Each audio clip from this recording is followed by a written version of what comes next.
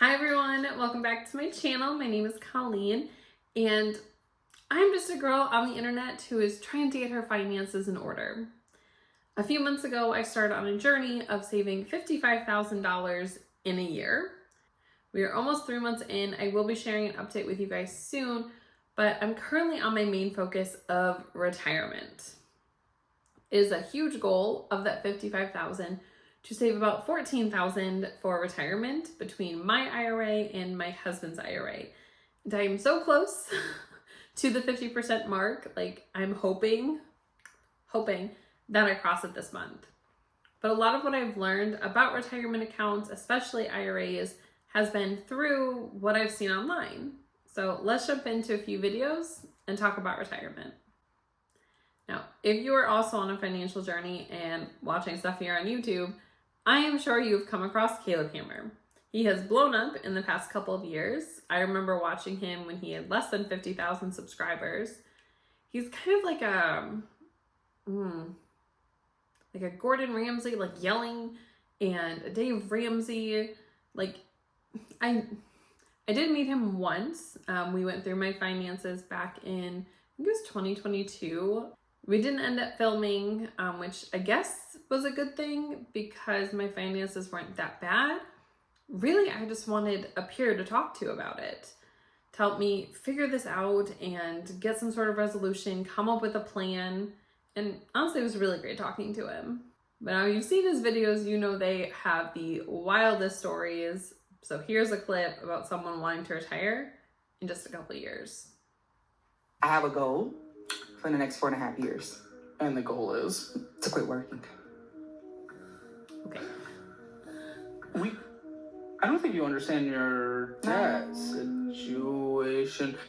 Your debt is so substantial, I don't think you understand it. You're not making any progress on it. No, actually, if you look at the book, if you look at my numbers, if you look at my numbers altogether, right, from what you're looking at, there is a plan that I already have to how to pay them off. Okay, what is the plan? So what I realized is, right, like you pay off the ones that have the higher interest rate because you're avalanching. Exactly. Except you're not, because you put more money towards this than you paid it off, and it's at 30% interest, so that's a lie. Wow. Okay. Well, for right now, that's what you're seeing right now. This is last month. As in literally what's happening. Right. Well, like I said, when I sat down. Because you have your day to yourself, a special little day, because you work 5 days a week. And guess what? That's not going to change regardless. I'm going to have my one day, but I am going to. Cool. Then you won't retire in 5 years. Well, I will. I mean, the plan that I have, because I won't need that. I won't have that anymore because, like I said, I cut that one up. Cutting it up does not pay it off. Well, no, I'm paying it also doesn't prevent you from getting a new one. Well, it does when you're having goals. So I'm a person that I'm straight with goals. Yes. Goals are great. Right. Usually you sacrifice to get goals, and you're not even willing to sacrifice your one little... Because I feel like, here's the thing, because now, once I get rid of the people that's in my house, or whatever, I feel like if I spend, $10 on a salad on Friday, it's not going to hurt me. Because that's what my meal is, because I don't really eat a lot. I never quite understand people that go on shows like this and then are so combative to the person giving advice. And the thing about him, he has done really great things, but he's not giving crazy advice. Like, it's pretty much just someone outside of your circle, outside yourself, evaluating, like, you need to spend less. You need to pay this off. Here's a plan. And that sometimes is what people really need. They need someone to help them. But you want to retire in 5 years and you have, I think the clip said like $200,000 in debt.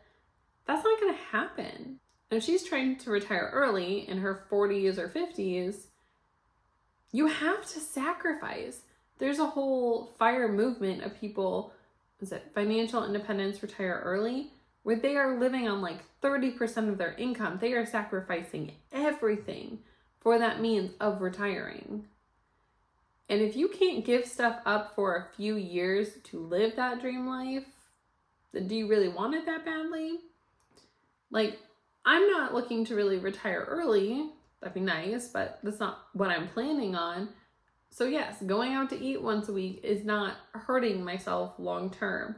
If I was in that big of a hole and wanting to retire in a few years, then you gotta cut out that fun stuff. You gotta put every penny into your investments, paying off that 30% debt. Like, you've got to make sacrifices for your goals. Because it's great to say you have goals. It's great to have that ambition. But you have to have a plan that you will actually follow through with to make it happen. This next clip is talking about how people are wanting to up the retirement age.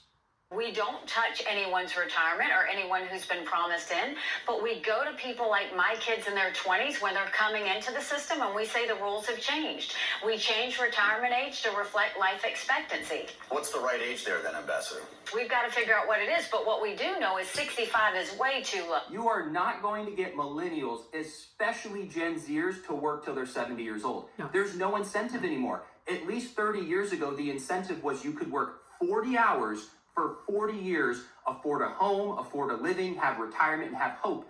You took those incentives away from the younger generations. You want them to work 40 hours a week for 50 years without being able to buy a home, with living paycheck to paycheck, working 40 hours? You want them to work 40 hours in corporate America plus commute and then drive Uber on the weekends just to afford groceries? Corporate America needs to change their incentive. Where's the 4-day work week? Where's the more than 12-day PTO? Where's the 9 to 3 job with the same pay instead of 8 to 5:30? You need to change the incentive. You have corporate America bragging about corporate profits at an all-time high, and yet middle-class people can't buy a house and get by and putting groceries on credit cards. That's the America we live in. We have people working at multi-billion-dollar organizations who have to apply for government assistance, working 40 hours a week. This is an American problem. This isn't Nikki Haley. This is a left, right, center. I don't care where you are politically. This is an American problem that has just arose 2-3 years ago, and we need to work together to fix this for the millennials and.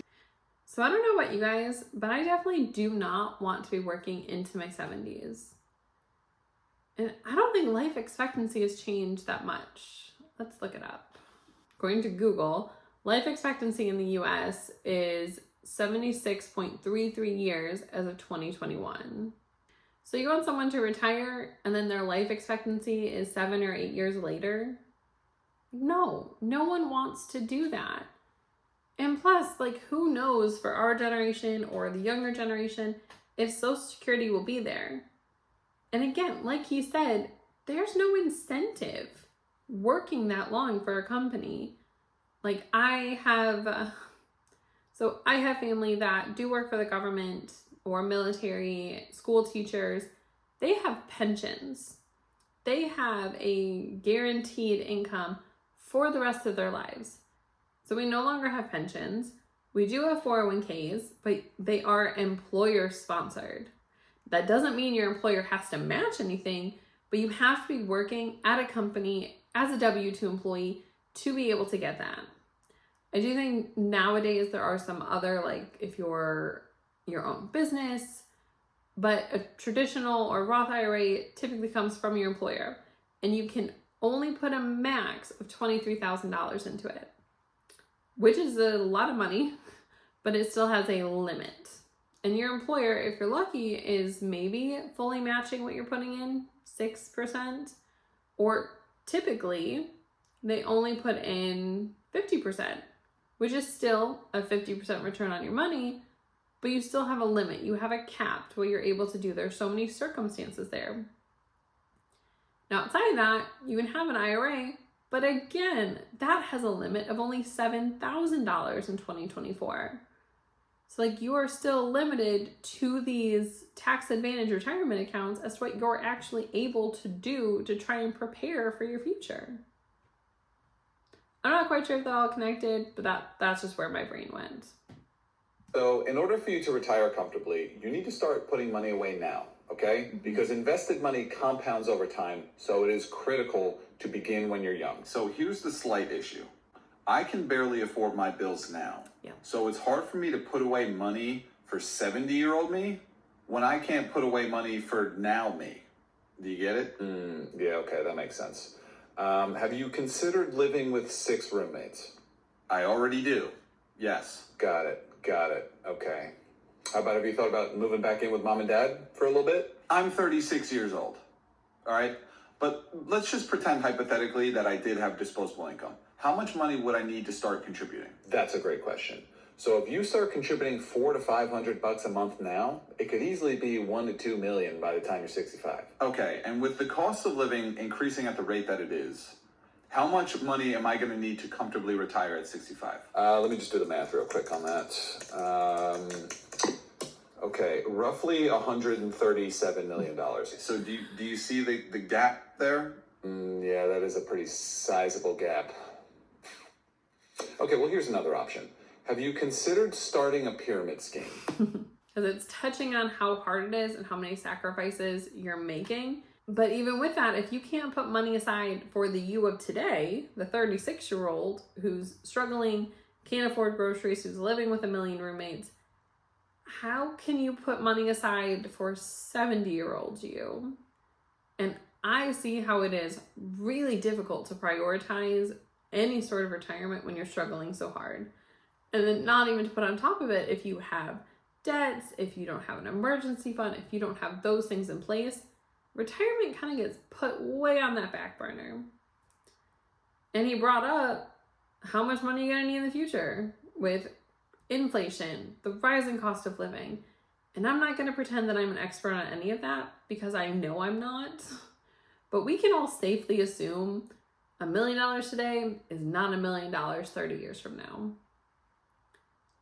But even with that, putting something aside today, if you're able to, will still be better than putting nothing aside. Having $1 or $2 million from now in your 70s will be better than having zero. Even if cost of living is still running rampant, it's still better to have something than nothing. So this next clip is actually someone stitching that clip that we just watched. So in order for you to retire comfortably, you need to start putting money away now. Okay, so that video is talking about somebody who's 36, my current age. What he really means by young is start when you're in your early 20s. And they say, by the way, in your 20s, if you put away $5, it's the equivalent of putting away $50 when you're 30. I did that. And like a good little millennial, I followed all of the instructions. I made sure that every time I got a pay increase, my contribution increased right with it. And I am very much the outlier here. I have been at the same company for 15 years, and I've been saving the exact same way, so much so that I have been lucky enough to max out my contributions within the last 3 years. And let me tell you, from 21 to about 27, that 6% of my income sucked.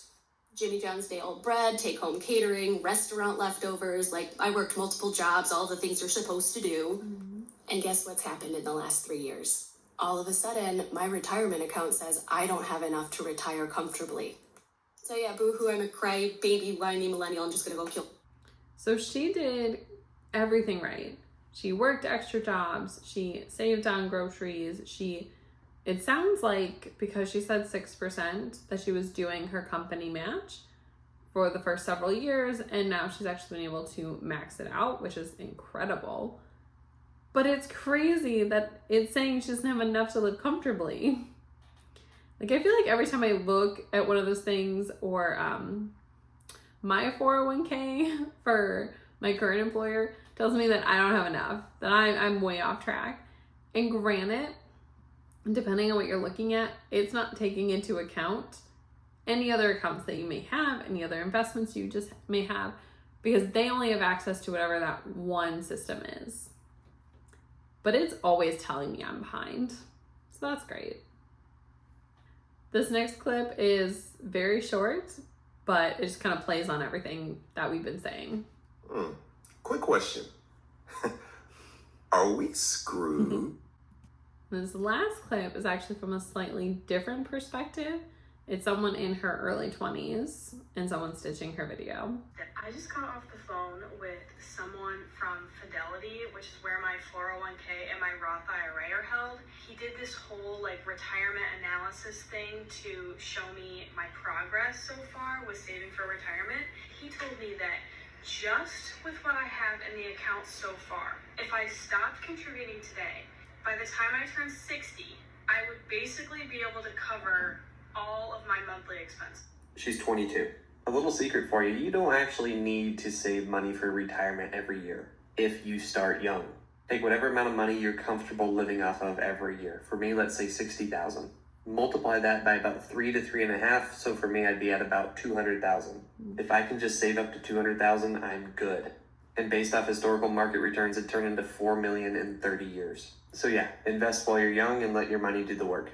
Like and follow for more. It's incredible that at 22, and in this little clip, I don't know how much she has, but that she has enough that it compounding for the next 40 years, she doesn't have to do anymore. That is the power of compound growth. It is incredible having that time on your side. And I wish I had contributed to a retirement account in my early 20s. I've always worked a lot, but honestly, I didn't know much about retirement accounts until maybe mid-20s. I didn't have a job that offered a 401k until my late 20s. So I'm definitely playing a lot of catch up here. But not only starting that young do you have that compound growth and time on your side, but also when you get to different phases of your life and you can't contribute that same percentage, something comes up and you have to stop putting money into your IRA for that year, you still have that money there building upon itself. I think it's the money guys that refer to like your 30s as the messy middle. So when you're typically getting married or buying a house, or maybe you're looking to take like a gap year from something is happening that is normally taking a big chunk of your money. So you might not be able to put that much into retirement. So having that nest egg from your 20s, letting that build upon itself, will definitely help make up for those years that you can't put as much into retirement. I don't think that thinking about how much money you'll need at retirement is fun. I think fantasizing about what your life will look like after you're done working or never have to work again, that's fun, that's exciting. I have that pictured in my head. But thinking about the number you have to have, those millions of dollars, can be so overwhelming, riddle you with so much anxiety, that it almost makes you want to ball up, put that into a little box, and never think about it again. But we can't do that because no one's gonna be here to save us. We don't have any white knight rushing in with millions of dollars saying, here you go, enjoy your life. It's all on you. So whether you are paying off debt and doing what like Dave Ramsey says, where you stop all your investments, you get all your debt paid off, you live a debt-free life forever, and now you put, I think it's like 15% aside for retirement every year while you're working on all your other stuff. Or if you do what some other people say, they're like, get your emergency fund in place. If you have high interest debt, it's like anything over 7%, focus on paying that off, then do retirement. Or do your company match only, and then, but you just have to have some sort of plan. It needs to be somewhere in your thoughts. The earlier you're thinking about it, the better off you'll be long term. But again, it's your life, it's your money, figuring out what works best for you. And if you made it this far in the video, I will go ahead and share with you what my personal retirement numbers are. Now, I'm in my early 30s. So by age 30, most people say you should have 1x salary, and by 35, you should have 2 times your salary. Well, I'm 33, gonna be 34 early next year. I have crossed over that 1-time salary. I don't think I'll double it in a year and a half. My current 401k balance is $10,902.93. It thinks I'll have about almost $25,000 by the time I'm 35, but it's definitely showing my car is nowhere near that finish line. And seeing that can be overwhelming. I don't like it. I don't like this visual, but I do have to remind myself that I have other retirement accounts. So in my rollover 401k, I have $9,250. And in my Roth IRA, I have $53,000. So between all 3 of those accounts, I have a little over $73,000 set aside for my retirement. So I feel very proud of that number. I've worked very hard over the past several years to get to that number, but it is definitely not where I think it needs to be. So right now, my big goal is focusing on retirement, not paying off my debts. If you saw my video on saving $55,000 in a year, I'm gonna do an overview in a couple of days, I think, kind of showing the progress we've made. But paying off my car, paying off some of the loans I have, very low priority until I can get some more into retirement. Because that's what works for me. That's what makes sense in my head. So I did put up a survey, kind of asking my audience how you guys feel about retirement. And I know I'm trying to catch up stage, which is about 25% where all of you guys were at. Now, close to 40 thought they're never going to retire, and another 40 thought they were right on track, which is incredible. Like, that is amazing. Now, if you're in my boat where you're trying to catch up, or if you don't think you're ever going to retire, I would definitely sit down, take a look, and see if there's anything you can do. Because, like I said, no one's going to come and help you with your retirement. It's all on you. I appreciate you guys so much for joining me today and all the extra support I've been getting lately. I've been loving making these kind of videos. I love talking about finances and budgeting and educating myself on it. If there are any topics that you're really interested in, leave a comment down below. Or if you want to share your financial wins, let me know. I would love to cheer you on. Until next time, bye.